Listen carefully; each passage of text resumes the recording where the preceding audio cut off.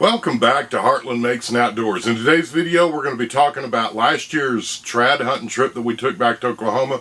We're also going to be showing you some things that we're doing a little bit different to prepare for this year's hunt. And let's get to the video.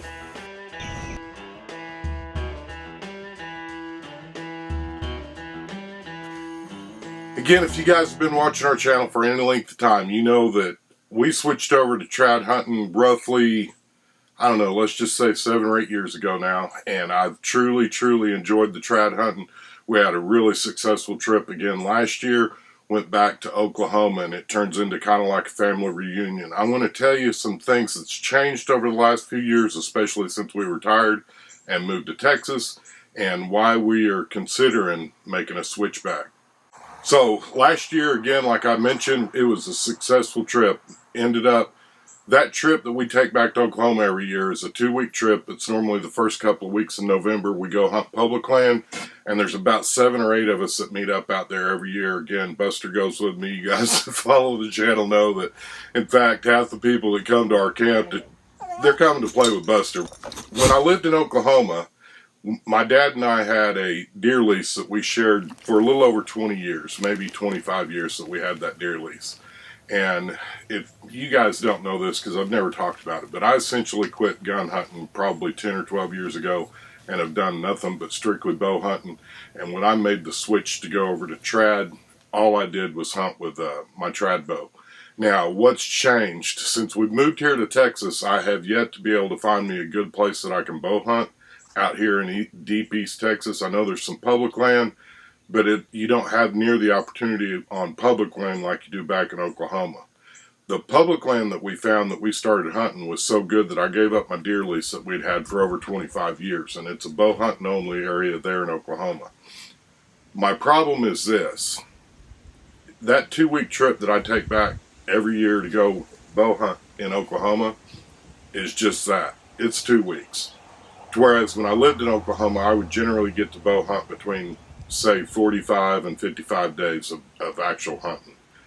And I'm just not having that opportunity here. So what you're going to see in the video, you're going to see us shooting a little bit in the background. And I'm just going to give you some food for thought. Budget-wise, I can't make a bunch of trips back to Oklahoma. It's a 6-hour trip for me to get there from here to the public hunting land. So realistically, I'm only going to get 2 weeks in the field. So I made the decision last year when I came home. Again, I've already told you it was a successful trip. When I was younger, a successful trip meant that you had to tag something.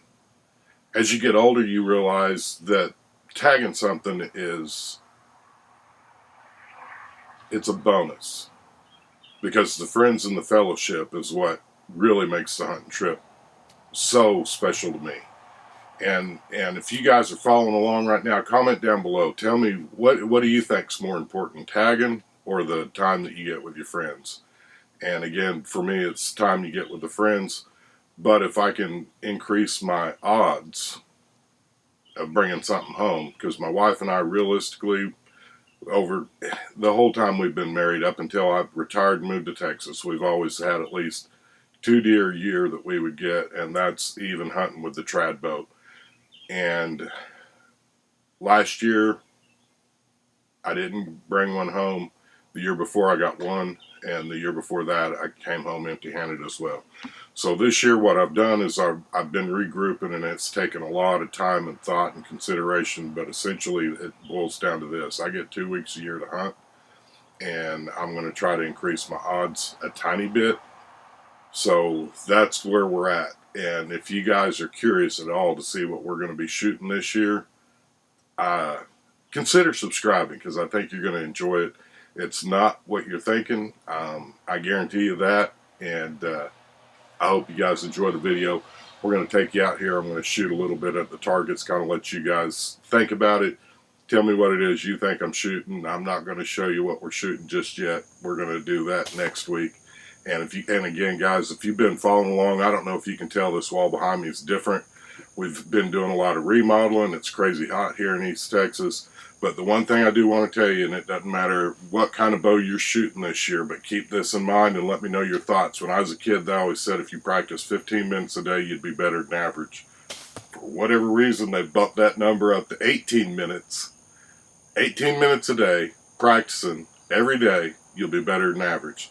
Again, let me know your thoughts. That's what we're going to do. We're going to go practice right now. We're going to shoot a little bit and kind of show you what we're prepping and getting ready for. So, again, I hope you all have a blessed week. Thanks for tuning in, and I look forward to seeing you in next week's video.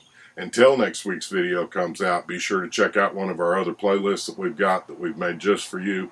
Again, as always, I hope you all have a blessed week. And let's get outside and make something happen.